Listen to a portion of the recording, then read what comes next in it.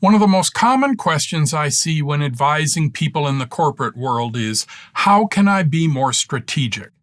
They've often come from a performance review where their manager has told them that to get ahead, they need to be more strategic. Their first question often is, what does it even mean to be more strategic?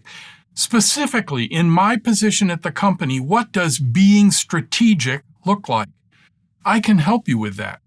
This is the 5th video in my series on scope, the perspective of your role in the organization. We're looking at scope through the scope chart that I introduced in the first video in this series. The scope chart gives a great perspective on what strategic thinking is. In the last video called Strategic Thinking Through Scope, I explained the various zones on the scope chart. That is, as you go up the chart, you move from the how zone through the what zone into the why zone. As you move through this chart, you move further from tactical day-to-day concerns. Each move up the chart requires you to think more strategically, until finally at the top, the world is almost entirely strategic thinking. But the core is on the 2 axes of the chart. At each level, you interact with some people, and you worry about a given period of time. At any position on this chart, movement to a higher job means changing your thinking in both dimensions. You need to look at expanding your capability on each of these 2 axes. Throughout this video, we'll be looking to expand your scope in all directions. That's how you get more strategic, by moving up both of these axes. But we'll begin right where you are, with a look around you. At each phase of your career, it's tempting to look up. It's tempting to look at this scope chart and say, hey, I want to be a director or a VP, put me up there. So you look at the people dimension or the time dimension and think, push me up on that axis. But how specifically do you do that? The best way is to not look up at first, but rather to look around. There are larger parts of the organization all around you. Begin there. So first, look sideways to your peers at your level. There are a lot of ways to work with teams at the same level, even in different areas of the company. Especially in different areas of the company.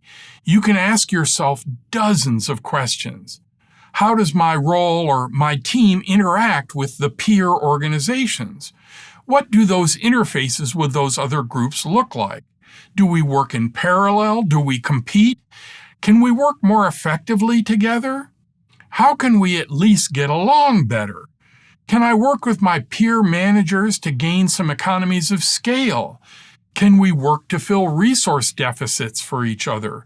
Can I give them expertise they lack in exchange for help with our shortfalls? Should we coordinate on budgeting and planning? Instead of being natural rivals, can we help or use each other? This thinking works with peer groups in companies large enough to have multiple similar teams, several teams working in parallel on different products, for example. In most cases, senior leaders would love to see those teams working well together, helping each other.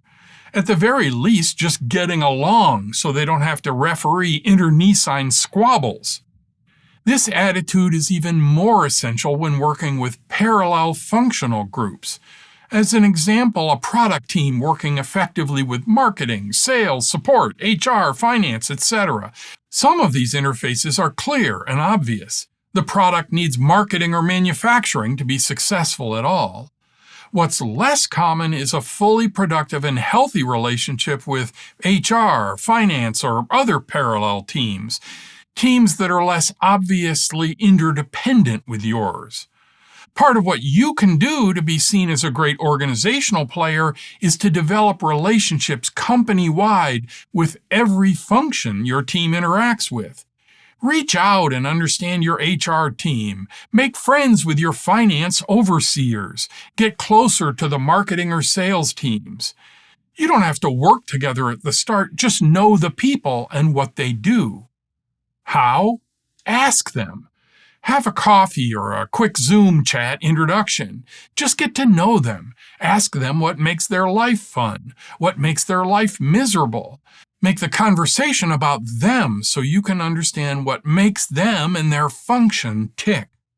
This helps not only make you and your team's life easier and less adversarial, but it also helps you appear to be a strong team player. Someone who can be counted on to minimize drama and work together to make things work better. And of course, for you personally, being known broadly across the company is almost never a bad thing. But we'll talk more about that in a later video when we talk about your career. So start first not by looking up, but by looking sideways to your peers in your area or even other complementary areas. Build productive relationships there. But none of this sideways thinking is really being strategic, unless, of course, you consider the career effect. It's really about being an effective team player. To be truly more strategic, you do have to look up on the scope chart. At each position in the scope chart, as I've noted repeatedly, you should be looking up or out on the 2 dimensions. You should be expanding your current focus of the organization to the next level above on that axis. And you need to look more into the future than your current job demands to the next increment on the time axis. If you treat each axis as a strategic measure, then being more strategic is looking further out on each axis. Note also that at each level as you go up, the perspective evolves. As I noted in the last video, you're moving from the how to the what to the why. Being more strategic means looking to the larger org, the longer time, to help figure all that out. First to seeing the what over the how, then expanding even further into the why territory. See the previous video on strategic thinking through scope if you haven't already. People often think they need to be futurists or visionaries to be strategic, that they need some grand vision for the future of the company or the industry, that they somehow need to have the magic bullet that will be the solution for the whole company decades into the future. They see a Steve Jobs or similar visionary and think that's what it means to be strategic.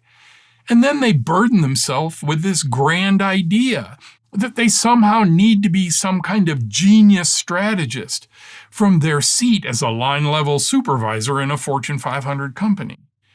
But that's not what being more strategic means. It simply means peeking into the next level of both org and time. Remember, you just need to peek. You don't need all the answers. Just show some skill at making the move up. It helps to think about what it means to be promoted. When you're being considered for a promotion, great skill at your current job isn't the key. Just because you're a star where you are doesn't guarantee success at the next level. Yes, you need mastery of your current job, or no one's going to believe you can do the next one. Why promote someone who's struggling? But what most managers want when they look at whether to promote you is some evidence that you can do the new job, or at the very least understand the problems and challenges at that level, that you've thought about the next job and considered the many issues. You need to demonstrate that understanding. But then you ask, how am I supposed to understand a job I don't have? How do I get the perspective from a perch further down the ladder? This again is where looking sideways can help. Looking sideways offers many of the best clues to looking up. What are the common threads you see across the parallel teams? Do they all face similar challenges, competitors, or resource constraints? Is there something not just your team but the broader organization can do to address these? Are there economies of scale to be gained across the disciplines? As you move from thinking about how to what and on to why, are there ways to work together that seem missing? If you can use your perspective as someone who sees across the organization, even at your level, you'll be seen as someone who thinks strategically, as someone who can be useful to help in answering the larger questions. first moving from how to do things on to what things need to be done, and eventually to the why are we doing these things in the first place. Beyond looking sideways, you should look up just one level on the scope chart. To do that, you can use some inquiry and empathy. Look up to your manager and try to envision the problems they're facing.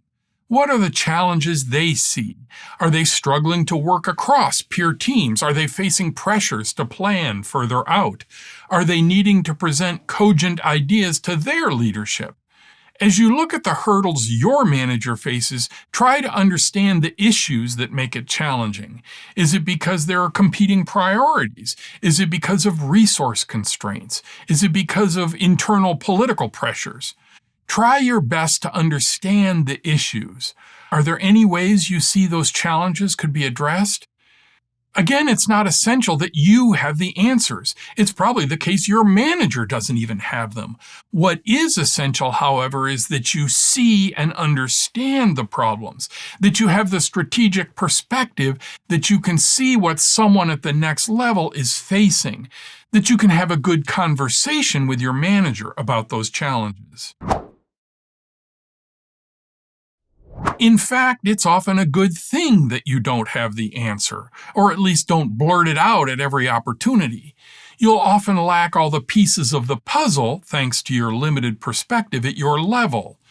What seems like a clear answer might be seen as a naive approach to the problem.